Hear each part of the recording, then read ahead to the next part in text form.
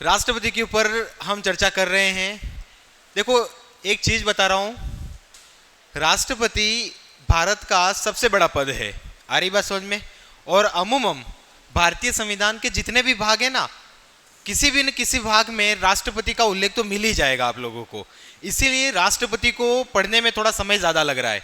दूसरी बात, राष्ट्रपति को अगर तुम पढ़ लोगे तो मेरा यह मानना है कि भारतीय संविधान का ऐसा कोई भी पहलू नहीं रहेगा जिससे तुम रूबरू नहीं होंगे। मतलब तुम राष्ट्रपति पढ़ोगे तो संसद का नाम भी आएगा, विधानसभाओं का नाम आएगा, ठीक है, प्रधानमंत्री का भी नाम आ जाएगा, जितने भी संवैधानिक आयोग हैं उनका नाम भी आएगा। मतलब राष्ट्रपति सबसे जुड़ा हुआ एक टॉपिक है हमारा। आ रही बात समझ में? इसीलिए राष्ट्रपति में थोड़ा सा समय भी ज्यादा लगेगा और आपकी एक बेसिक समझ भी पूरी की पूरी विकसित हो जाएगी। ये बात भी ध्यान रखना, ठीक है। राष्ट्रपति के ऊपर हम चर्चा कर रहे हैं और राष्ट्रपति में हमने लास्ट क्लास में अनुच्छेद 61 के बारे में चर्चा कर रहे थे। अनुच्छेद 61 में राष्ट्रपति पर महाभियोग यानी इम्पीचमेंट चलाने की प्रक्रिया के बारे में देखा था। कुछ प्रक्रिया कल बता दी थी, वापिस मैं रिपीट कर रहा हूं, थोड़ी बहुत बातें समझने की कोशिश करना। पहली बात तो क्या है कि अनुच्छेद 61 में महाभियोग की प्रक्रिया का उल्लेख है, जबकि महाभियोग शब्द का उल्लेख कहां कहां पर था? अनुच्छेद 56 में भी था। और अनुच्छेद 56 में बेसिकली था क्या? राष्ट्रपति का कार्यकाल। अनुच्छेद 56 में राष्ट्रपति का कार्यकाल के बारे में बताया था, ठीक है। उसी अनुच्छेद 56 में महाभियोग शब्द भी लिखा हुआ है, पर महाभियोग की जो प्रक्रिया है वो कहां पे लिखी हुई है? अनुच्छेद 61 के अंदर। और महाभियोग की प्रक्रिया क्या है? तो राष्ट्रपति को पद से हटाने की जो प्रक्रिया है वही महाभियोग की प्रक्रिया है, ठीक है। और भारतीय संविधान में एकमात्र व्यक्ति है जिसका नाम क्या है? राष्ट्रपति। उसी को हटाने की जो प्रक्रिया है उसका नाम महाभियोग है। बाकी संविधान में किसी को हटाने की प्रक्रिया को लेकर महाभियोग शब्द का उल्लेख नहीं किया गया है। महाभियोग शब्द संविधान में किसके लिए बताया गया है? राष्ट्रपति के लिए। वैसे उपराष्ट्रपति के लिए भी महाभियोग लिखा हुआ मिलेगा आप लोगों को। आ रही बात समझ में? या फिर आपको सुप्रीम कोर्ट के न्यायाधीशों के बारे में भी मिलेगा, पर वो संविधान में लिखा हुआ नहीं है। आ रही बात समझ में? ये ध्यान में रखना, संविधान के अंदर केवल राष्ट्रपति के लिए महाभियोग शब्द का प्रयोग किया है और वो कहां पे है? अनुच्छेद 56 में भी है और अनुच्छेद 61 में भी है, पर अनुच्छेद 61 में महाभियोग की प्रक्रिया के बारे में बताया है।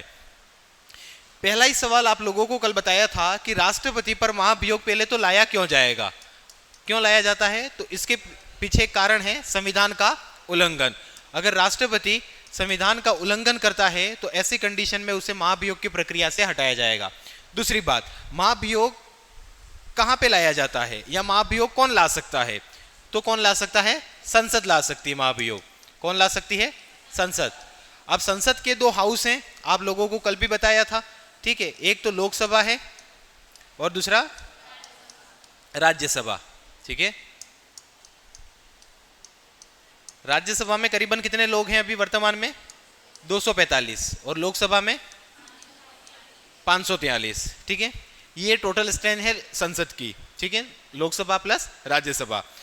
पहली बात, प्रस्ताव किसी भी सदन में लाया जा सकता है। अगर राष्ट्रपति को हटाना है, अगर किसी भी सदन या लोकसभा को ऐसा लगा कि राष्ट्रपति ने संविधान का उल्लंघन किया है या राज्यसभा को लगा कि राष्ट्रपति ने संविधान का उल्लंघन किया है, तो प्रस्ताव किसी भी सदन में लाया जा सकता है, ठीक है। तो प्रस्ताव दोनों सदन में लाया जा सकता है, लोकसभा भी ला सकती है, राज्यसभा भी ला सकती है।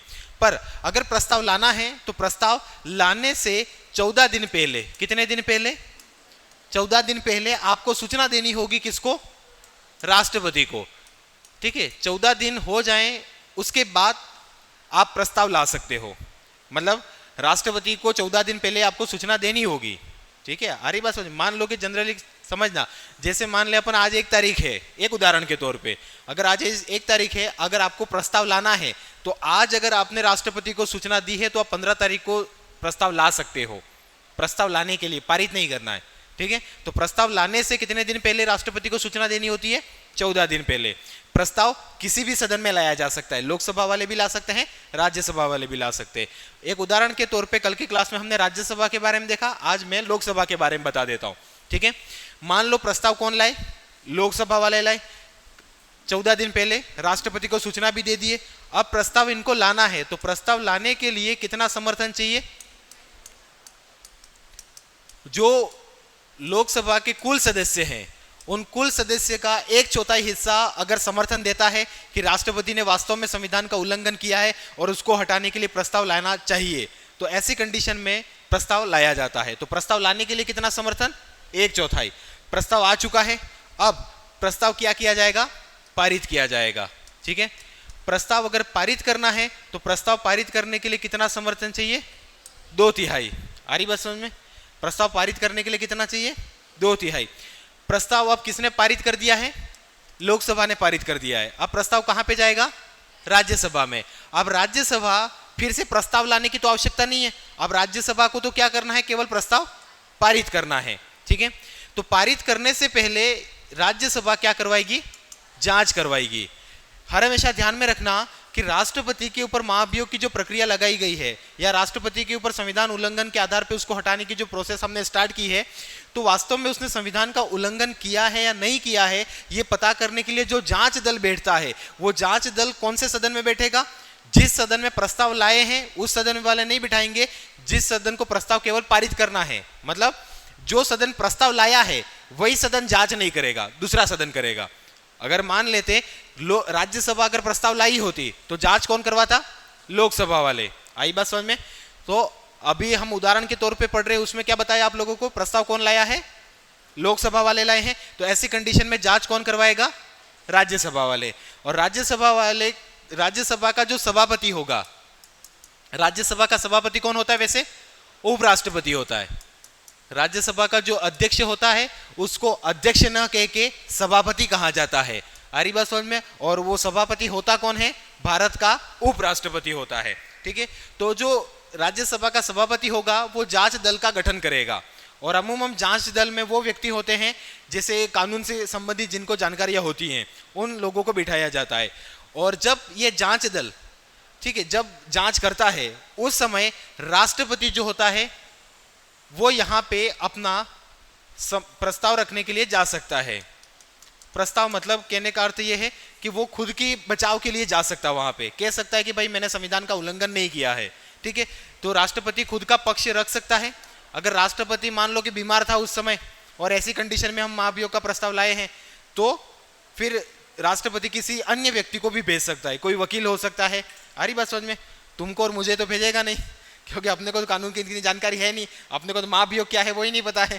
ठीक है, तो कम से कम कोई वकील होगा तो उसको भेज सकता है राष्ट्रपति, या तो राष्ट्रपति खुद जा सकता है या वकील को भेज सकता है, या खुद भी जा सकता है साथ में वकील भी ले जा सकता है ना? दोनों ध्यान में रखना।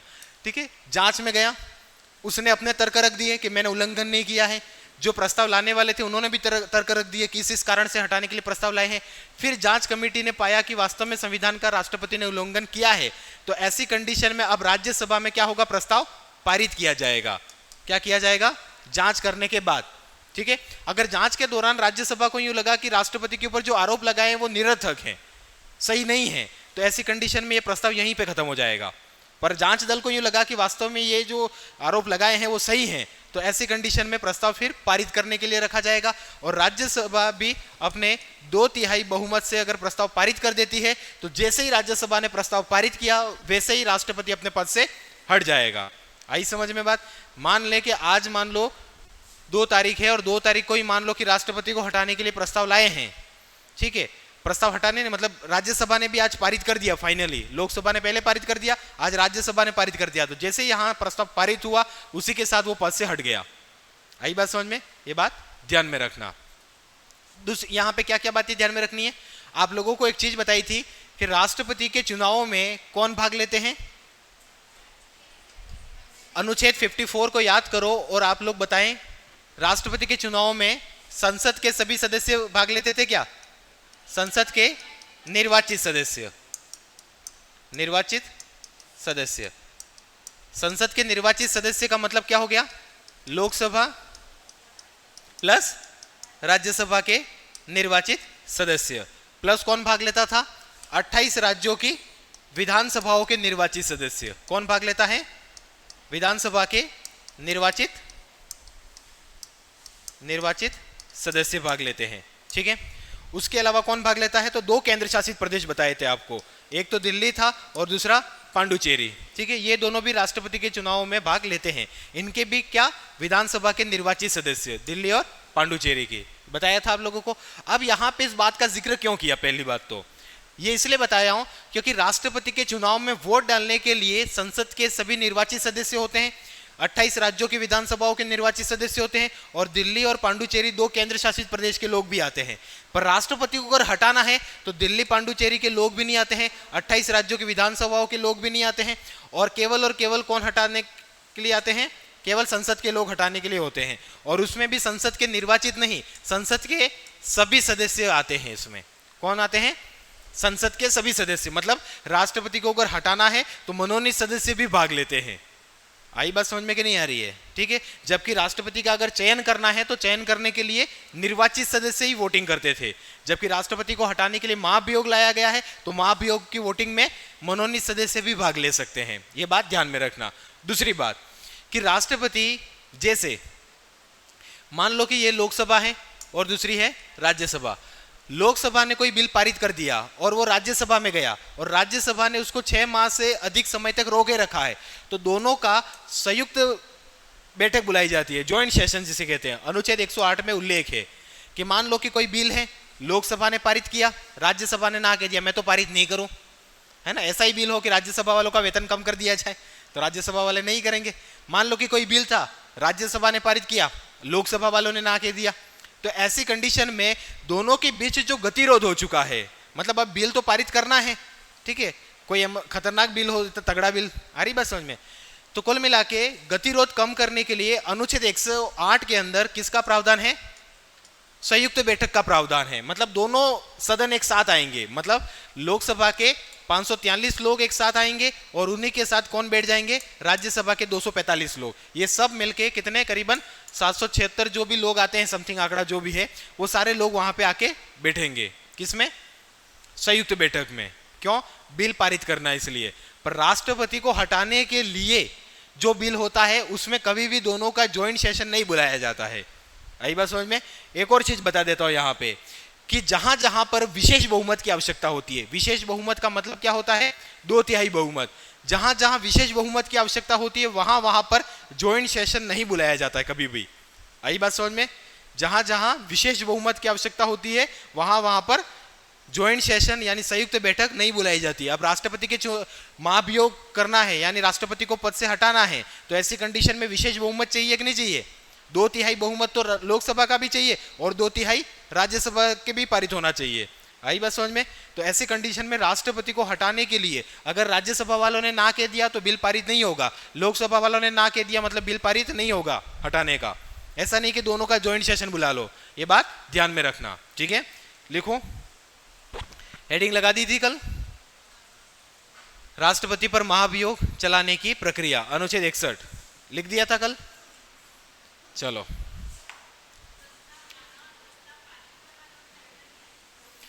प्रस्ताव लाना और प्रस्ताव पारित करने में अंतर क्या है? ठीक है, समझना यहाँ पे कि मान लो कोई टीचर था, वो अच्छा नहीं पढ़ा रहा है, समझना यहाँ पे, है ना, मैं वैसे बढ़िया पढ़ा रहा हूँ, ठीक है। कोई टीचर था, मान लो कि वो अच्छा नहीं पढ़ा रहा है, तो क्लास के 2-4 बच्चे इकट्ठे हुए और उन्होंने कहा कि ये टीचर सही नहीं पढ़ा रहा है, इस टीचर को हटाना है। ठीक है, ये तो हो गया प्रस्ताव लाना। आई बात समझ में? अब वो जो प्रिंसिपल सर थे वो क्लास में आ गए, फिर उन्होंने क्लास में वोटिंग करवाई कि वास्तव में ये 2-4 लोग कह रहे हैं इनको हटाना है, तो सारे लोग अगर समर्थन कर रहे हो कि नहीं कर रहे हो, आप लोग कितने समर्थन कर रहे हैं? तो हाथ खड़े हो गए, आधे से ऊपर लोगों ने कह दिया कि वास्तव में टीचर सही नहीं पढ़ा रहे, तो उस टीचर को हटा देंगे। ये प्रस्ताव पारित करना हो गया। ठीक है, चलो लिखो। हाँ लिखा, क्या लिखा? प्रक्रिया लिखा। अब इसमें सबसे पहले लिखो महाभियोग, फर्स्ट लिखो महाभियोग संविधान के, महाभियोग संविधान का, ऐसा लिखना, महाभियोग संविधान का उल्लंघन करने पर लाया जाता है। महाभियोग संविधान का उल्लंघन करने पर लाया जाता है। महाभियोग संविधान का उल्लंघन करने पर लाया जाता है, लिखा। नेक्स्ट लिखो। वैसे ये बात मैंने अनुच्छेद 56 जब पढ़ाया था उस समय लिखवा दी थी, महाभियोग शब्द का उल्लेख 2 बार है, लिखवाया था आप लोगों को अनुच्छेद 56 जब पढ़ाया था उस समय, है ना। तो यहां पे वो बात वापस रिपीट नहीं करेंगे। नेक्स्ट लिखो, महाभियोग का प्रस्ताव, नेक्स्ट लाइन में लिखो, महाभियोग का प्रस्ताव, महाभियोग का प्रस्ताव संसद के किसी भी सदन में लाया जा सकता है। महाभियोग का प्रस्ताव संसद के किसी भी सदन में लाया जा सकता है। महाभियोग का प्रस्ताव संसद के किसी भी सदन में लाया जा सकता है। किसी भी मतलब दो ही सदन है, तीसरा नहीं है वो। हाँ, संसद के किसी भी सदन में लाया जा सकता है। नेक्स्ट लाइन में लिखो, प्रस्ताव, प्रस्ताव लाने के, प्रस्ताव लाने के 14 दिन पूर्व या 14 दिन पहले, ऐसा लिख देना तो भी चलेगा, 14 दिन पहले राष्ट्रपति को लिखित सूचना देनी होगी।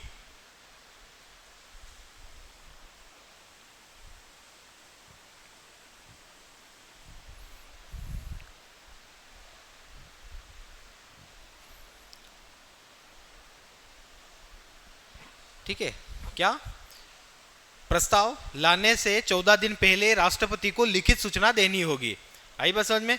लिखित रूप में देना, ऐसा नहीं आपके फोन करके कह दिया कि हम आपके खिलाफ महाभियोग का प्रस्ताव ला रहे हैं और आप ले आए, कल उठ के राष्ट्रपति छूट पड़ेगा कि मेरे को तो बोला ही नहीं इन लोगों ने। मान लो कि अगर राष्ट्रपति लिखित सूचना नहीं ले तो उसको कार्यालय में जाके छोड़ देनी, ऐसा लिखा हुआ वहां पे। ठीक है, राष्ट्रपति का जो ऑफिस होगा, जो कार्यालय है, उसी ऑफिस में जाके आपको वो छोड़ देना नोटिस। ठीक है, उसने फिर देखा कि नहीं देखा वो आप नहीं जानते, आप 15वें दिन ला सकते हो फिर। ठीक है, लिखो, एक नोट लगा के एक लाइन लिखना, नोट लगा के, महाभियोग की प्रक्रिया, महाभियोग की प्रक्रिया, महाभियोग की प्रक्रिया आयरलैंड के संविधान से प्रभावित है। महाभियोग की प्रक्रिया आयरलैंड के संविधान से प्रभावित है। आयरलैंड के संविधान से प्रभावित है। ठीक है, नेक्स्ट लिखो, एक नोट लगा के एक और लाइन लिखो, इसका मतलब अभी मैं बताऊंगा आप लोगों को। नोट लगा के लिखो,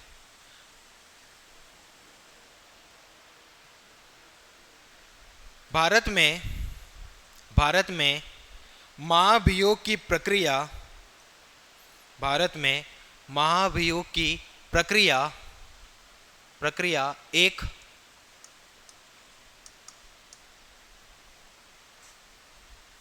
महाभियोग की प्रक्रिया एक अर्ध न्यायिक प्रक्रिया है।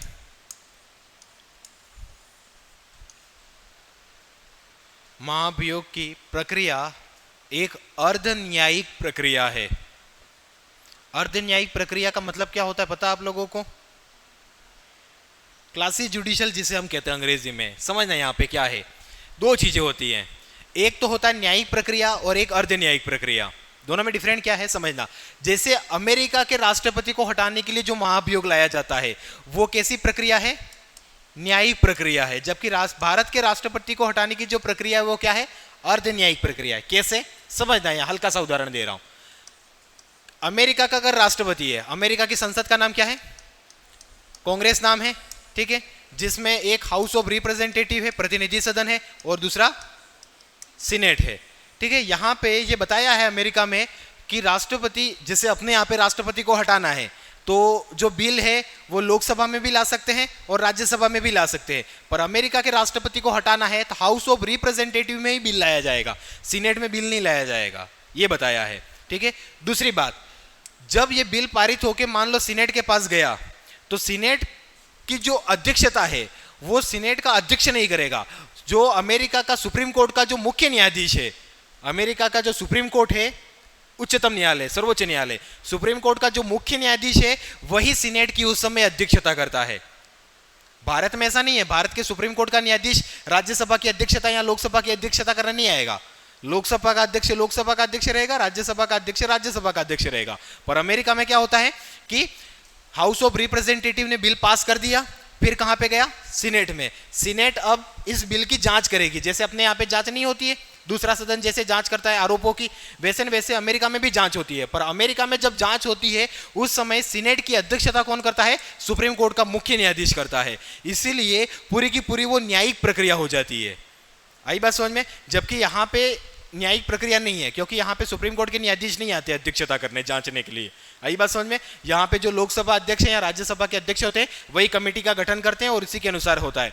हाँ, पर कमेटी में कुछ न्यायिक सदस्य होते हैं, इसीलिए भारत के राष्ट्रपति को हटाने की जो प्रक्रिया उसे क्या कहते हैं? अर्ध न्यायिक प्रक्रिया है। बहुत बार कंपटीशन एग्जाम में पूछा गया है, क्वेश्चन है, ये बात ध्यान में रखना। न्यायिक और अर्ध न्यायिक का मतलब ये हो गया, न्यायिक का मतलब क्या होता है? जिसमें पूरी प्रोसेस न्यायालय की जैसे चलती है वैसी चले। तो ऐसी प्रोसेस अमेरिका में चलती है। अमेरिका में राष्ट्रपति को हटाने के लिए सुप्रीम कोर्ट का मुख्य न्यायाधीश अध्यक्षता करता है, जबकि भारत में ऐसा नहीं है। ठीक है, तो भारत के न्यायाधीश को हटाने की प्रक्रिया कैसी है? एक अर्ध न्यायिक प्रक्रिया है। लिख देना, लिखो, लिखा? राष्ट्रपति को न्यायाधीश बोल दिया, कोई दिक्कत नहीं है। सुधारते रहना कभी कभार। ठीक है, चलो नेक्स्ट।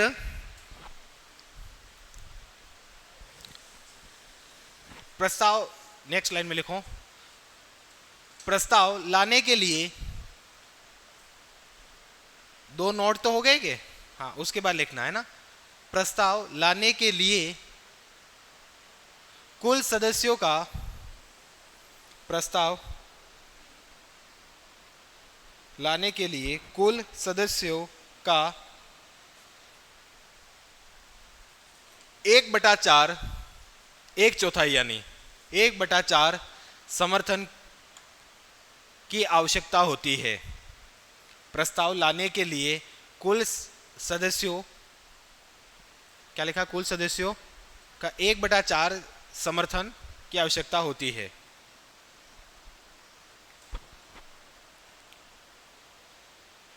ठीक है, फिर लिखो नेक्स्ट लाइन में, प्रस्ताव पारित करने के लिए, प्रस्ताव पारित करने के लिए, प्रस्ताव पारित करने के लिए कुल सदस्य संख्या का,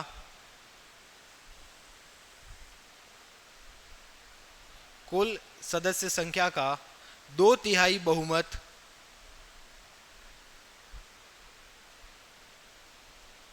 कुल सदस्य संख्या का 2/3 बहुमत की आवश्यकता होती है।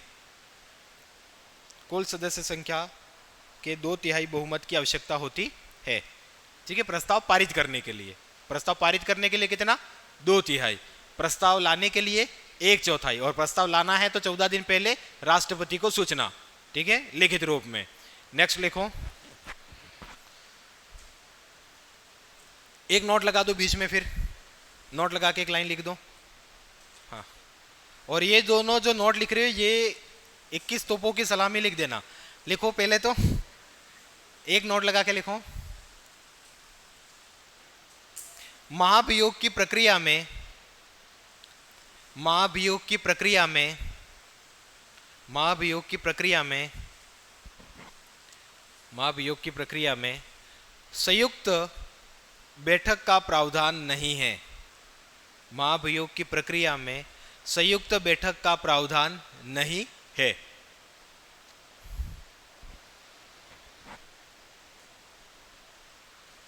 ठीक है, संयुक्त बैठक का प्रावधान नहीं है। नेक्स्ट लिखो, एक और नोट लगा दो, नोट लगा के लिखो, महाभियोग की प्रक्रिया में, महाभियोग की प्रक्रिया में मनोनीत सदस्य भी भाग लेते हैं। महाभियोग की प्रक्रिया में मनोनीत सदस्य भी भाग लेते हैं। ब्रैकेट में कर देना संसद के, ऐसा नहीं हो जाएगा राज्यों के मनोनीत सदस्य भी भाग लेते हैं क्या सर? फालतू का कंफ्यूजन भी पैदा कर सकते हो तुम। मनोनीत सदस्य भी भाग लेते हैं। लिखा? ठीक है, नेक्स्ट लिखो। ठीक है,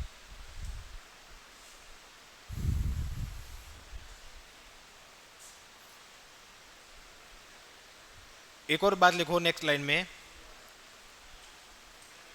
दूसरा सदन निर्वाचन में ले कौन? हाँ, राज्यों के सदस्य भाग लेते हैं। ठीक है, मनोनीत तो भाग लेते भी नहीं है, राज्यों के भी हो तो भी। है ना। इलेक्शन जो होता है राष्ट्रपति उसमें तो निर्वाचित ही भाग लेते हैं, ठीक है। नेक्स्ट लिखो, दूसरा सदन, दूसरा सदन, दूसरा सदन आरोपों की जांच, आरोपों की जांच करवाता है। दूसरा सदन आरोपों की जांच करवाता है।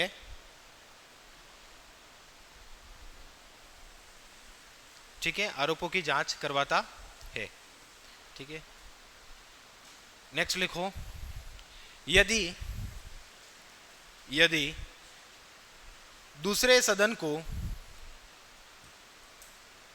यदि दूसरा सदन, ऐसा लिखना, यदि दूसरा सदन आरोपों को, यदि दूसरा सदन आरोपों को सही, आरोपों को सही मानता है, सही मानता है तो, सही मानता है तो दूसरा सदन भी, दूसरा सदन भी 2/3 बहुमत से, 2/3 बहुमत से प्रस्ताव को पारित करेगा। 2/3 बहुमत से प्रस्ताव पारित करेगा।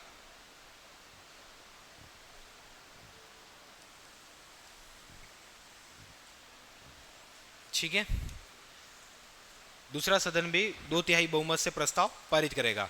एक और चीज यहां पे बता रहा हूं मैं, दो बातें हैं। आज तक भारत के किसी भी राष्ट्रपति को महाभियोग से नहीं हटाया है। दूसरा, महाभियोग अगर लग गया किसी व्यक्ति को तो क्या होगा भारत में? तो भारत में ज्यादा कुछ नहीं होता है, राष्ट्रपति अपने पद से हट जाता है। जबकि अमेरिका में ऐसा है कि महाभियोग एक बार लागू हो गया तो उस व्यक्ति, उस राष्ट्रपति को फांसी पे लटकाया जाता है। अमेरिका में ऐसा प्रावधान है। अमेरिका में क्या प्रावधान है कि अगर राष्ट्रपति के विरुद्ध सीनेट ने भी प्रस्ताव पारित कर दिया तो ऐसी कंडीशन में फिर राष्ट्रपति को महाभियोग के द्वारा फांसी पे लटकाया जाता है। पर भारत में ऐसा नहीं है, भारत में व्यक्ति को फांसी पे नहीं लटकाया जाता है। दूसरी बात, आप लोगों को एक बात बताई थी कि कोई भी राष्ट्रपति होता है आफ्टर रिटायरमेंट के बाद उसे जो उसका वेतन होता है उसकी आधी सैलरी मिलती है।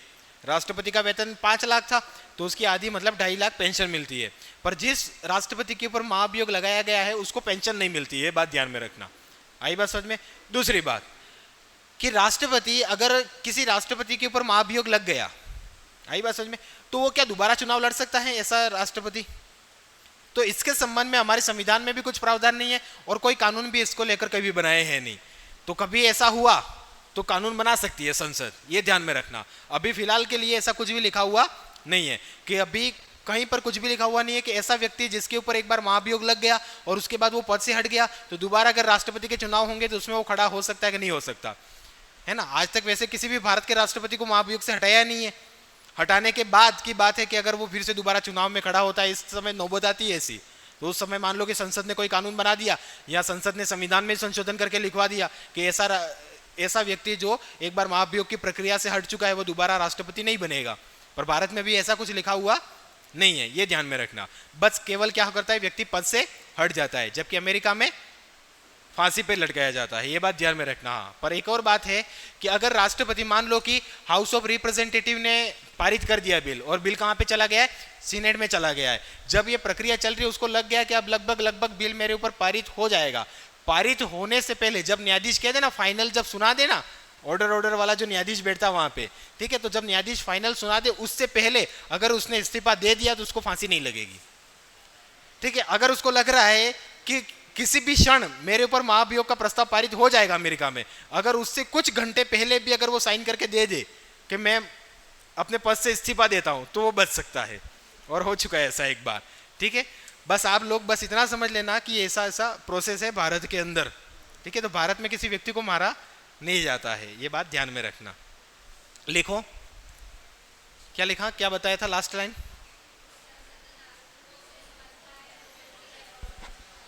पारित करेगा। नेक्स्ट लिखो,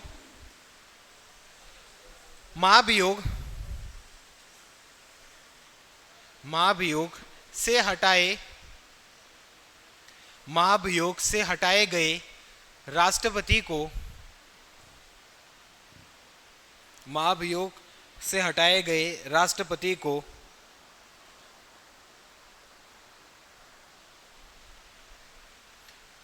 ठीक है, राष्ट्रपति को पेंशन व भत्ते नहीं दिए जाते हैं, पेंशन व भत्ते नहीं दिए जाते हैं।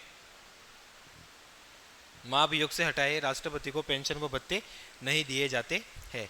नेक्स्ट लाइन में लिखो, नोट लगा के एक लाइन लिख देना। अब तक किसी राष्ट्रपति को, अब तक किसी राष्ट्रपति को महाभियोग से नहीं हटाया गया है।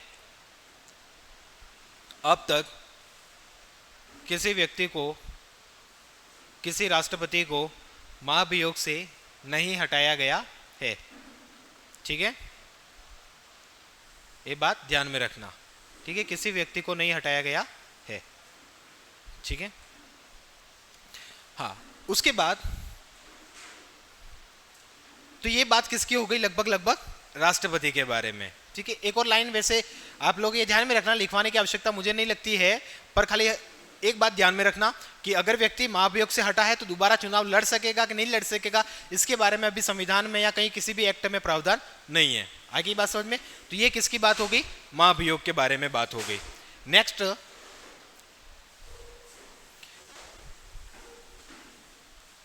हेडिंग लगाना अंतरिम राष्ट्रपति।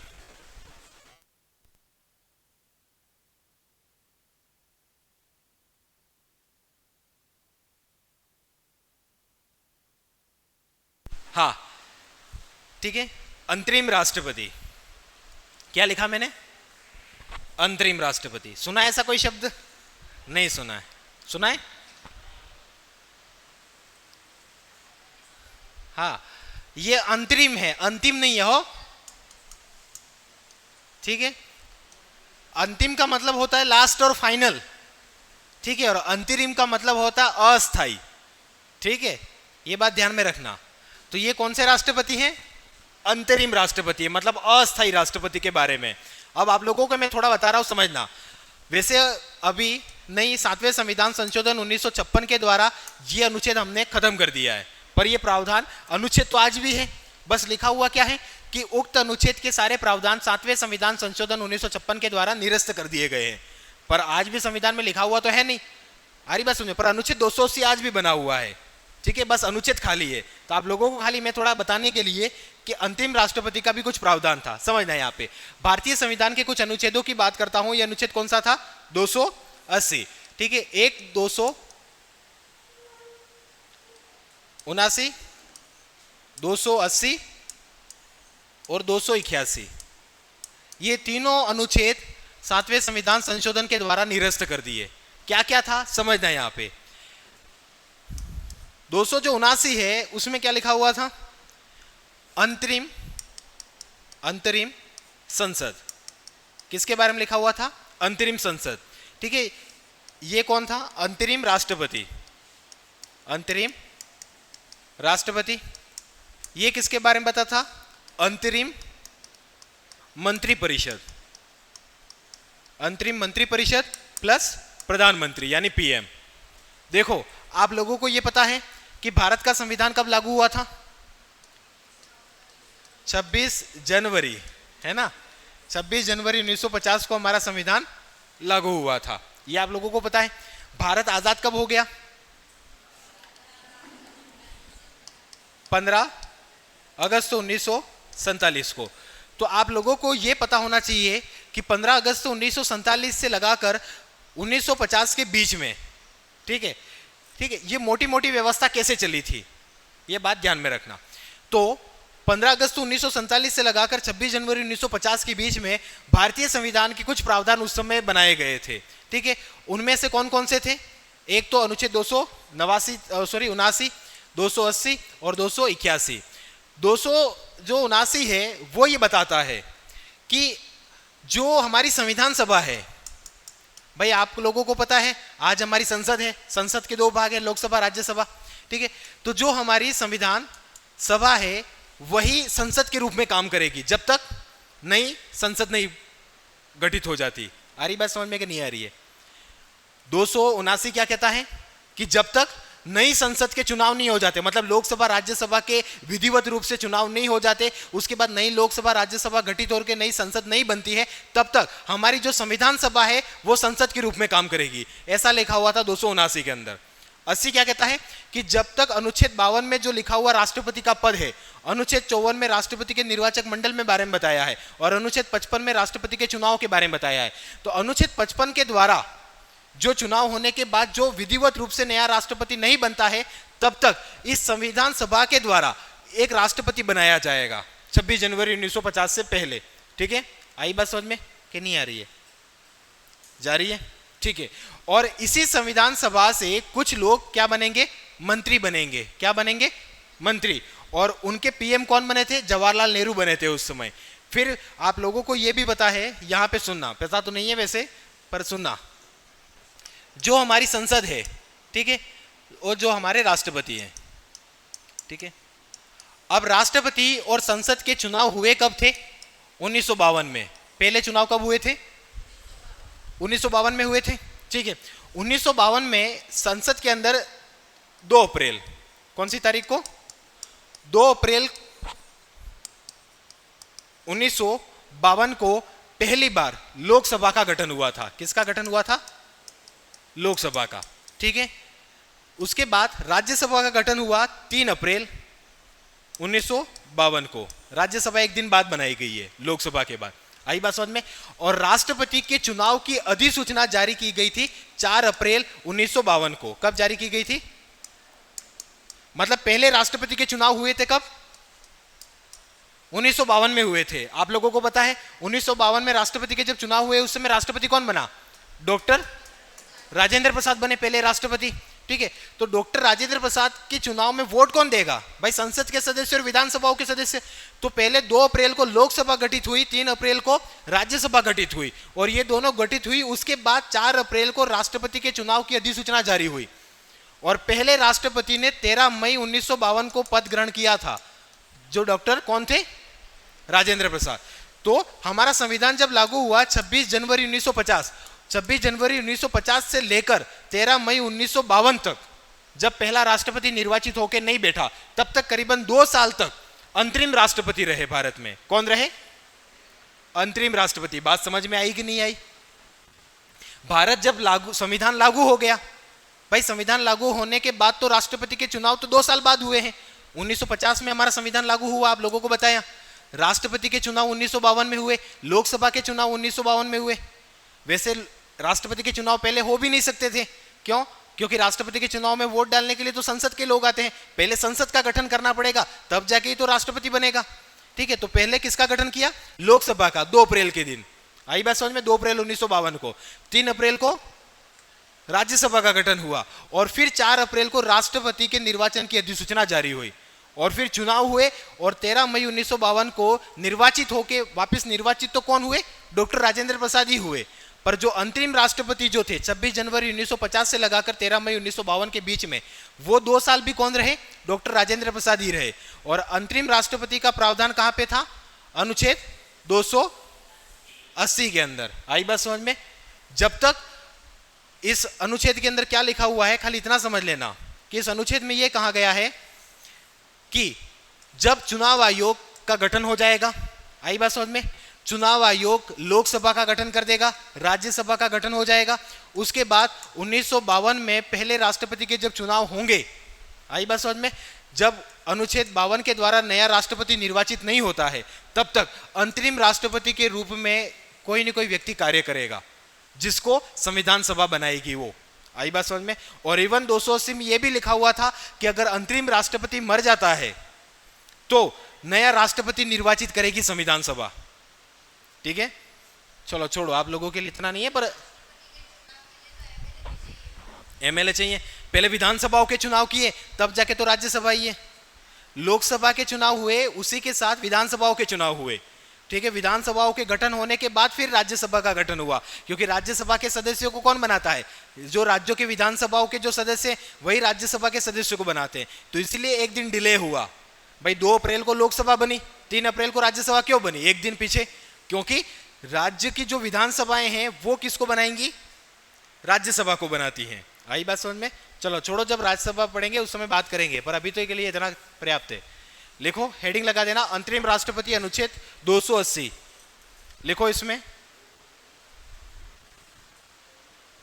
अंतरिम राष्ट्रपति में लिखना,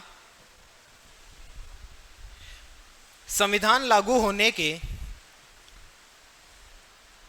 अनुच्छेद 280 में लिखना, संविधान लागू होने के, संविधान लागू होने के बाद, संविधान लागू होने के बाद जब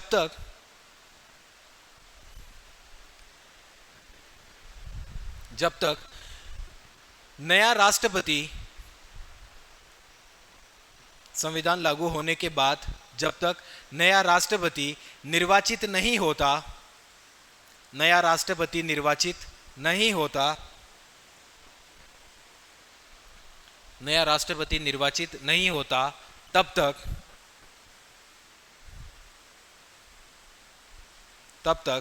अनुच्छेद 280 के द्वारा, तब तक अनुच्छेद 280 के द्वारा संविधान सभा, अनुच्छेद 280 के द्वारा संविधान सभा के द्वारा, ऐसा लिखना, फिर अनुच्छेद 280 के द्वारा तथा संविधान सभा के द्वारा बनाए गए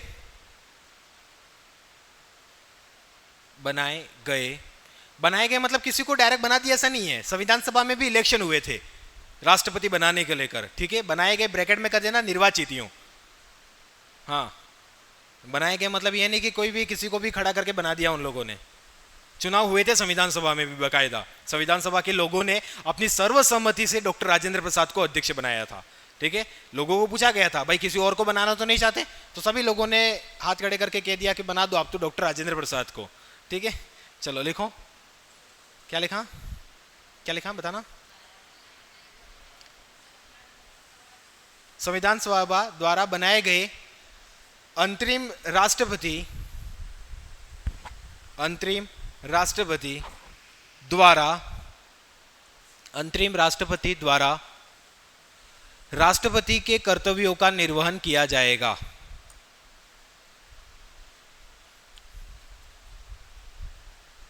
संविधान सभा द्वारा बनाए गए अंतरिम राष्ट्रपति द्वारा राष्ट्रपति के कर्तव्यों का निर्वहन किया जाएगा।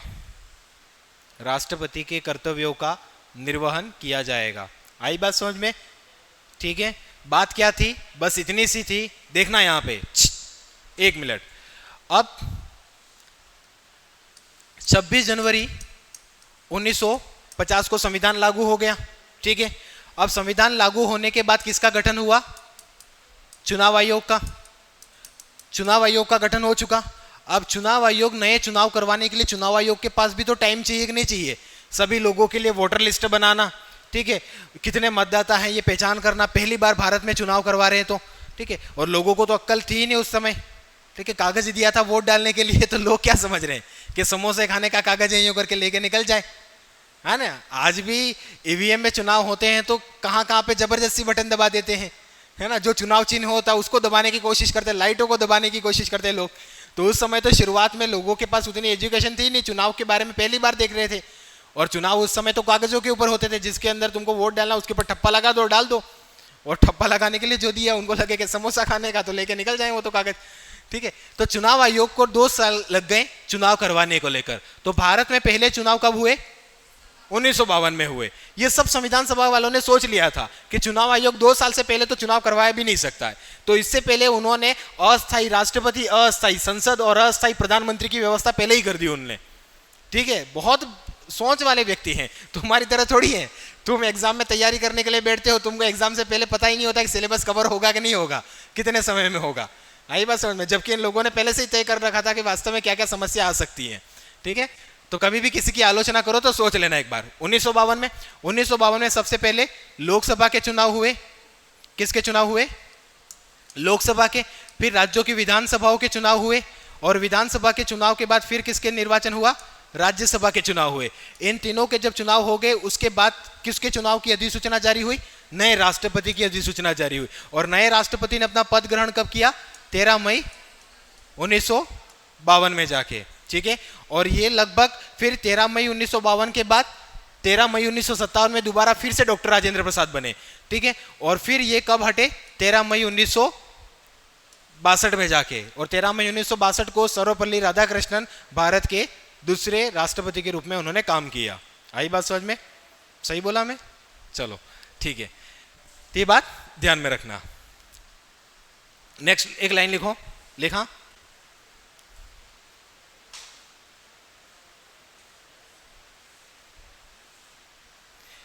डॉक्टर राजेंद्र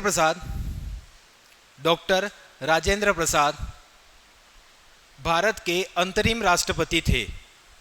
अंतिम मत करना, अंतिम का मतलब फाइनल, लास्ट, ठीक है। अंतरिम राष्ट्रपति थे।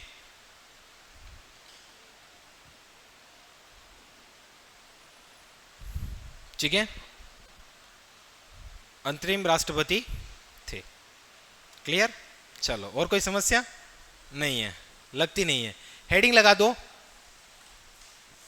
राष्ट्रपति के विशेषाधिकार। हेडिंग ऐसे लगाना, राष्ट्रपति लिखो, मैं लिखवा रहा, ऐसे हेडिंग लगाओ, राष्ट्रपति, क्योंकि सेकंड ग्रेड 2022 में यहां से क्वेश्चन आ चुका है, ठीक है। लिखना राष्ट्रपति, राज्यपाल,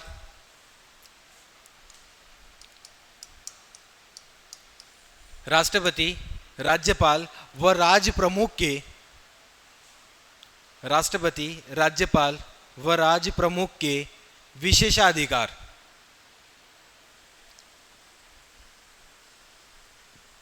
राष्ट्रपति, राज्यपाल व राज प्रमुख के विशेषाधिकार। देखो, राज प्रमुख आज भी लिखा हुआ अनुच्छेद 361 के अंदर, ठीक है। हम और आप जैसे गरीब लोगों के लिए अधिकार नहीं है विशेषाधिकार। किसके लिए है? राष्ट्रपति लोगों के लिए।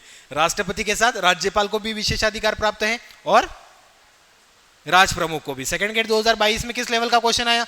ऊपरी ऊपरी क्वेश्चन पूछ लिया। अनुच्छेद 361 के अनुसार विशेषाधिकार किसको प्राप्त नहीं है?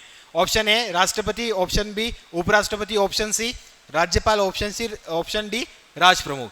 मैक्सिमम लोग, मतलब मैं कह दूं कि 1% लोग होंगे जिन्होंने अनुच्छेद 361 को ढंग से पढ़ा होगा मेरे जैसे, वो करके आए राज्य प्रमुख, और बाकी सब किसको करके आए होंगे? उपराष्ट्रपति, सॉरी, बाकी सब राज प्रमुख को करके आए और बाकी किसको करके आ गए? राज प्रमुख को मैक्सिमम लोग करके आए। आई बात समझ में? वैसे राइट क्या था वहां पे? उपराष्ट्रपति, क्योंकि उपराष्ट्रपति को कोई विशेषाधिकार प्राप्त नहीं है। हाँ, एक और बात बता देता हूं, अगर कोई आपको बताया था अनुच्छेद 62 के द्वारा 6 महीने से ज्यादा राष्ट्रपति का पद खाली नहीं होगा। अनुच्छेद 65 में यह बताया था कि कोई राष्ट्रपति का अगर पद खाली है तो उपराष्ट्रपति राष्ट्रपति के कार्यों का निर्वहन करता है। पर जब भी उपराष्ट्रपति राष्ट्रपति के रूप में काम करेगा ना, तो उसको सारी सुविधाएं और सारे अधिकार वही मिलेंगे जो एक राष्ट्रपति को मिलते हैं। ये बात ध्यान में रखना, ठीक है। तो लिखो क्या क्या विशेषाधिकार प्राप्त हैं। पहला लिखना,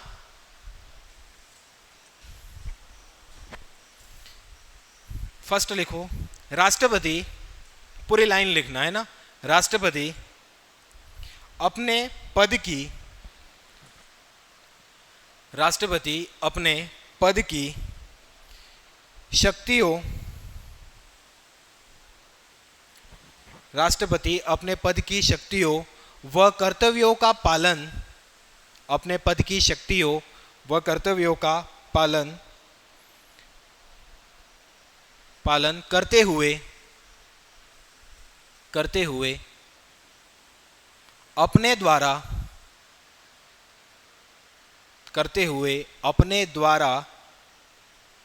किए गए किसी भी कार्य के लिए, अपने द्वारा किए गए किसी भी कार्य के लिए, अपने द्वारा किए गए किसी भी कार्य के लिए किसी भी न्यायालय के समक्ष उत्तरदायी नहीं होगा। किसी भी न्यायालय के समक्ष उत्तरदायी नहीं होगा। किसी भी न्यायालय के समक्ष उत्तरदायी नहीं होगा। कहने का अर्थ क्या है इस लाइन का, समझना है यहाँ पे। ये लाइन ये कहना चाहती है, एक बार पढ़ लो लाइन, पढ़ो एक बार, है ना। लाइन क्या कह रही है? है ना। एक बार तसल्ली से लाइन को पढ़ो, उसके बाद मैं उसके बारे में बताता हूं क्या कह रही है।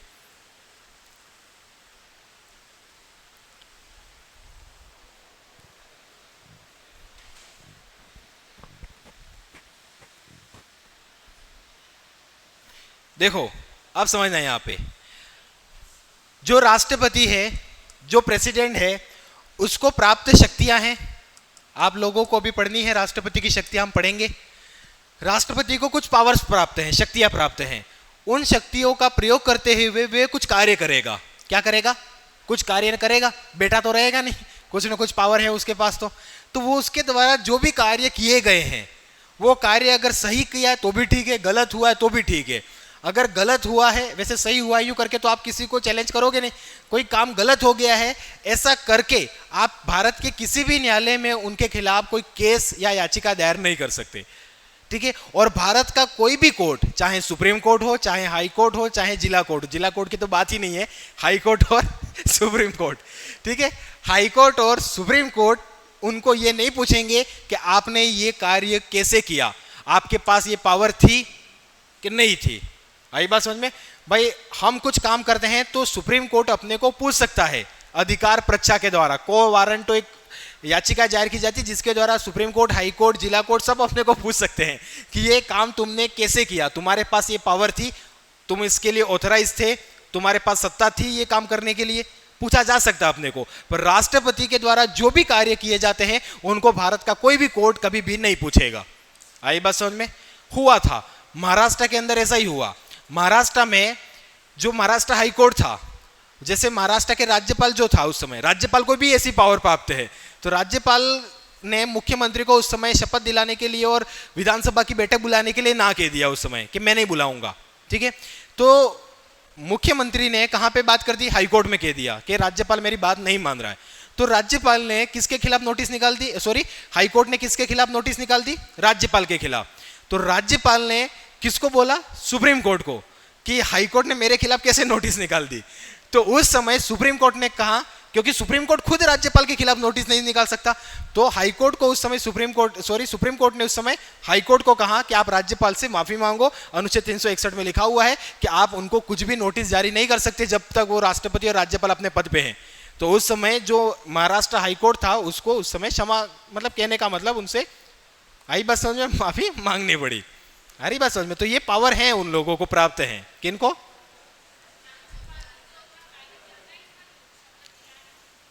शपथ दिलानी थी, पर राज्यपाल का स्वविवेकी शक्तियां प्राप्त हैं। जब राज्यपाल पढ़ेंगे उस समय अपन बात करेंगे वैसे, है ना। अभी इन चीजों में उलझ जाएंगे तो फिर अनुच्छेद 163, अनुच्छेद 164 के बारे में भी चर्चा मैं नहीं करना चाहता हूं, ठीक है। बस आप लोग इतना समझ लेना कि कोई भी कोर्ट इनके खिलाफ नोटिस नहीं निकाल सकता, ये बात ध्यान में रखना जब तक अपने पद पे हैं। नेक्स्ट लिखो, दूसरी पावर क्या है? हाँ हाँ हाँ, कोई नहीं पूछ सकता। कौन पूछेगा उनको? हाँ, राष्ट्रपति। देखो यही तो बात है, देखो समझना, यहाँ पे दो तरह की चीजें होती हैं। वैसे बहुत लंबी प्रोसेस है, अभी अभी इतना बता देता हूं, सुन लेना। जो दूसरी बात है वो लिख दो, उसके बाद मैं बता दूंगा, एक लाइन और लिख दो, उसके बाद मैं जस्ट बता रहा हूं, ठीक है। पद पर रहते हुए, दूसरी पावर जो है, पद पर रहते हुए मतलब राष्ट्रपति अपने पद पे जब काम करता है, पद पर रहते हुए किसी भी प्रकार की दंडिक जिसे दंड देने से संबंधित, दंडिक, फौजदारी, या अंग्रेजी में से कहते क्रिमिनल, किसी प्रकार की दंडिक, फौजदारी या क्रिमिनल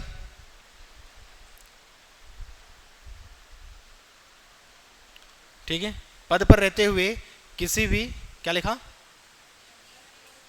पद पर रहते हुए किसी भी प्रकार की दंडिक, फौजदारी या क्रिमिनल कार्यवाही नहीं की जाएगी, कार्यवाही नहीं की जाएगी, ठीक है। अब जैसे ये कह रहे थे मर्डर वाली बात, देखो दो तरह की चीजें होती हैं। एक कानून होता है जिसे हम कहते हैं फौजदारी कानून, जिसे हम क्रिमिनल लॉ कहते हैं, और दूसरा जो लॉ होता है उसे हम कहते हैं सिविल लॉ। क्या कहते हैं? सिविल यहाँ उसे कहते हैं हिंदी में दीवानी, दीवानी मामले। फौजदारी मामले ये होते हैं कि जिसमें आपने किसी का खून कर दिया, ठीक है, आपने मान लो कि कोई ऐसा जुर्म किया है जिससे एक पक्ष दूसरे पक्ष से क्या मांगता है, केवल और केवल सजा चाहता है। क्या चाहता है? सजा। मतलब इस व्यक्ति ने इस व्यक्ति के साथ कुछ किया, आई बात समझ में? तो ये व्यक्ति न्यायालय के सामने इस व्यक्ति को क्या दिलाना चाहता है? सजा चाहता है, बस, उसके अलावा उसको कुछ नहीं चाहिए। तो सजा देने वाले जो मामले हैं वो किस में आते हैं? क्रिमिनल मामले यानी फौजदारी मामलों में आता है, ठीक है। और मान लो कि आपने किसी से कोई समझौता किया था, वादा किया था, ठीक है, आपने उस समझौते का उल्लंघन कर दिया है, तो वो सारे मामले किस में आते हैं? सिविल मामलों में आते हैं। इसमें एक पक्ष दूसरे पक्ष से केवल और केवल क्या चाहता है? मुआवजा यानी हर्जाना चाहता है। क्या चाहता है? सजा दिलवाना नहीं चाहता है कि भाई हम दोनों के बीच में एग्रीमेंट हुआ था, इसने ये अब नहीं दे रहा, मेरे को तो बस मेरा पैसा चाहिए। आई बात समझ में? तो मुआवजे की मांग करता है इसमें, दीवानी मामलों में। क्रिमिनल मामले वो होते हैं जिसमें एक पक्ष दूसरे पक्ष को सजा दिलवाना चाहता है। तो आप लोगों को क्या लिखवाया अभी लाइन कि फौजदारी मामलों में कोई कार्रवाई नहीं की जाएगी। मतलब किसी का खून भी हो गया ना तो भी कुछ नहीं कर सकते। आई बात समझ में? दीवानी मामलों के अंदर पूछा जा सकता है, वो भी पहले कम से कम 2 महीने का नोटिस देना पड़ेगा आपको। 2 महीने बीतने के बाद आप पूछ सकते हो, कार्रवाई तो कर भी नहीं सकते, पर पूछ भी किस मामले में सकते हो? दीवानी मामले में। अनुच्छेद 361 का जो सब क्लोज 4 है इसमें ये लिखा हुआ है, अभी बात करेंगे। अभी अपन ने कितने सब क्लोजों की बात की है? 2 के बारे में। फर्स्ट क्या कहता है कि राष्ट्रपति के द्वारा जो भी कार्य किया गया है वो किसी भी न्यायालय में चुनौती देने योग्य नहीं है, ठीक है। दूसरी बात क्या कहती है कि राष्ट्रपति अपने पद पे रहते हुए कोई भी फौजदारी काम करता है या उसके खिलाफ फौजदारी कोई मुकदमा दायर नहीं होगा। आई बात समझ में? मान लो कि मर्डर कर भी दिया, ठीक है, तो रहो अभी तो थोड़े दिन शांति से, ठीक है, ये बात ध्यान में रखना, ठीक है। हाँ, वो सब बात की प्रक्रिया है, वो प्रोसेस है, ठीक है। चलो आगे के अपन शक्तियां कल की क्लास में 2 बची हैं तो डिस्कस करेंगे। मिलते हैं अगली क्लास में।